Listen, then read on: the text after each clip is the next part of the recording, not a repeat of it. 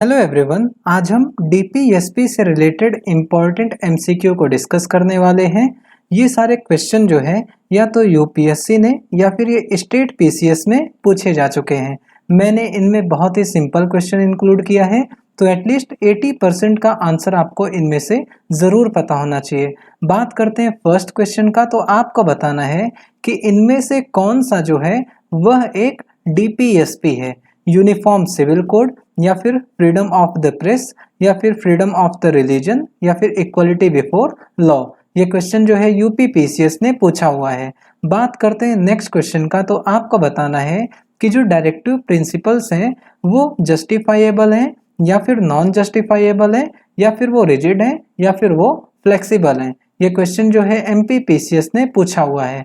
बात करते हैं नेक्स्ट क्वेश्चन का, तो आपको बताना है कि जो डीपीएसपी हैं वो फंडामेंटल राइट्स से किस तरीके से डिफरेंट हैं, यानी कि इन दोनों में डीपीएसपी एंड फंडामेंटल राइट में क्या डिफरेंस है।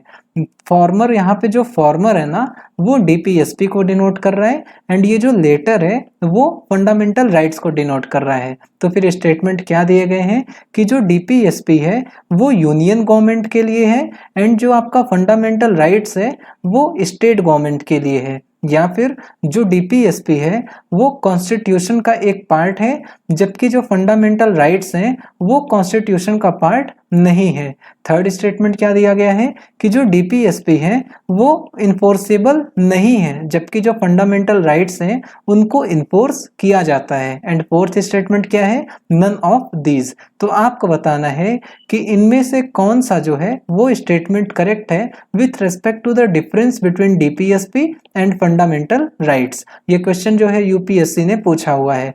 बात करते हैं नेक्स्ट क्वेश्चन का, तो आपको बताना है कि हमारे कॉन्स्टिट्यूशन में एक प्रोविजन इंक्लूड किया गया है for the promotion of international peace and security.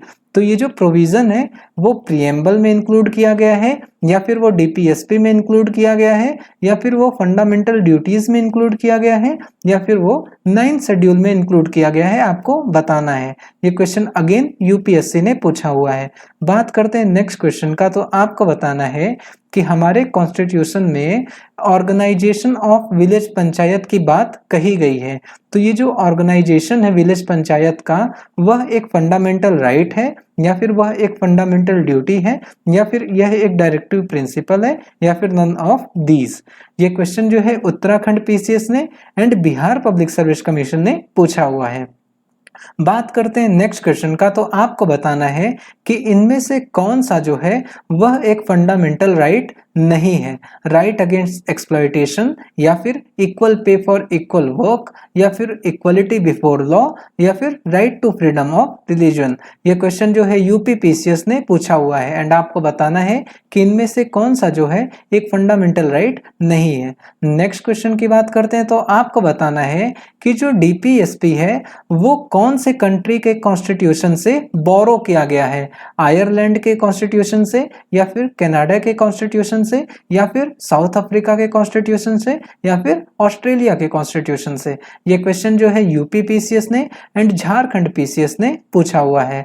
बात करते हैं next question and last question का, तो आपको बताना है कि जो डीपीएसपी को इंक्लूड किया गया है उसका पर्पस क्या है, पॉलिटिकल डेमोक्रेसी या फिर सोशल डेमोक्रेसी या फिर गांधीयन डेमोक्रेसी या फिर सोशल एंड इकोनॉमिक डेमोक्रेसी। ये क्वेश्चन जो है यूपीएससी ने पूछा हुआ है।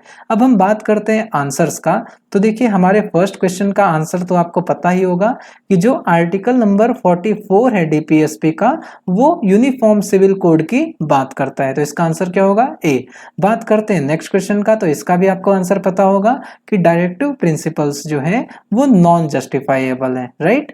बात करते हैं इस वाले क्वेश्चन का, तो इसका भी आंसर आपको पता होगा। ये सारे ही क्वेश्चन बहुत इजी हैं कि जो डायरेक्टिव प्रिंसिपल्स होते हैं वो नॉन इन्फोर्सेबल होते हैं जबकि फंडामेंटल राइट्स जो होते हैं उनको इन्फोर्स किया जा सकता है ना। तो इसका आंसर क्या होगा, सी।